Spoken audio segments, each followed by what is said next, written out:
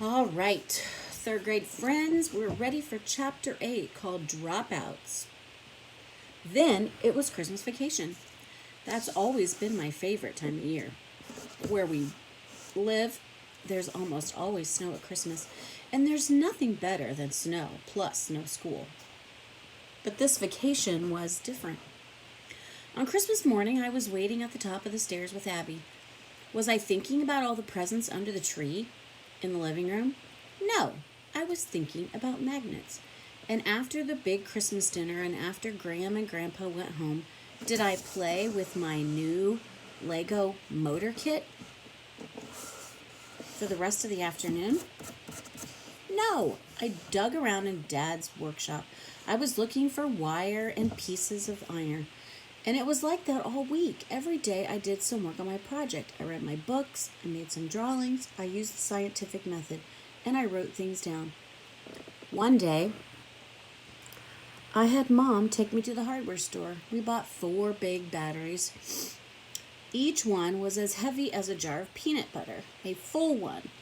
We bought 2 of the biggest nails I've ever seen. They were about a foot long and thicker than my pointer finger. And then we went to Radio Shack and bought 2 big spools of thin wire. That was what my vacation was like. When I wasn't working on my project, I was thinking about it. I didn't work on it the whole week, not every second. One day I went sledding with Willie. We had a great time, and we didn't talk about our projects, not even once. And I did build this amazing Lego machine, which Abby wrecked.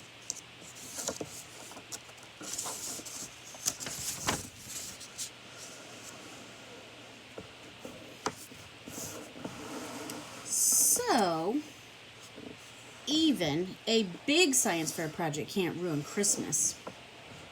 But it came pretty close. The week after vacation, Kevin went from being a know-it-all to a show-it-all.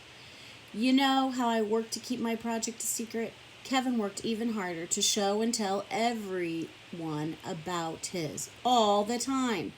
If kids walked past Kevin's table, he would start telling all about his ants. And if they tried to walk away, he'd say, "And look what else I found out." Kevin worked on a big poster at the table by the windows. He just left it laying there for everyone to see. The poster was great. It really was. And it wasn't even half done.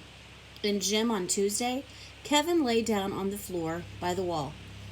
He started looking at some ants with a magnifying glass. They were in a long line marching toward the door to the cafeteria. When kids came around, he told about how he had found out the way ants smell things and how their eyes and jaws work. And Kevin brought these amazing pictures. He took them with a digital camera. He printed them out on the color printer during library period. He showed them to everyone. On Thursday, I was waiting in line with Willie to buy ice cream sandwiches. I said, "So, did you start your project over vacation?" He said, "Yeah, I got some done, but I'm not going to be in the science fair. And 4 other kids in my class, they're quitting too." I didn't understand. I said, "What do you mean?" Willie peeled back the paper and bit off a corner of the ice cream sandwich. He said, "I quit the science fair. It's too much trouble. Besides, everyone knows Kevin's going to win." I was still confused, and Willie could tell. He said, "You've seen Kevin's stuff about ants, right? It's really good.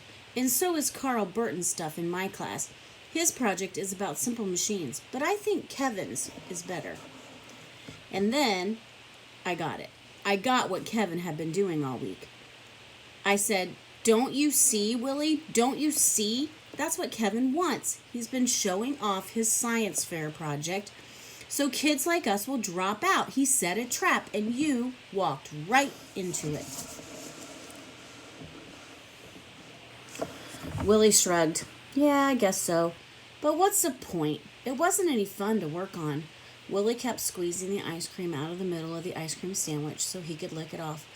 I said, "But what about the Plutonium 12 and a whole year of free internet? Don't you want to win that?" Willie shrugged again. Sure, That would be great, but I don't really need a computer. And who wants to just try to beat Kevin all the time?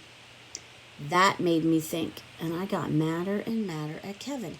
He didn't really break any rules, but what he was doing didn't seem fair.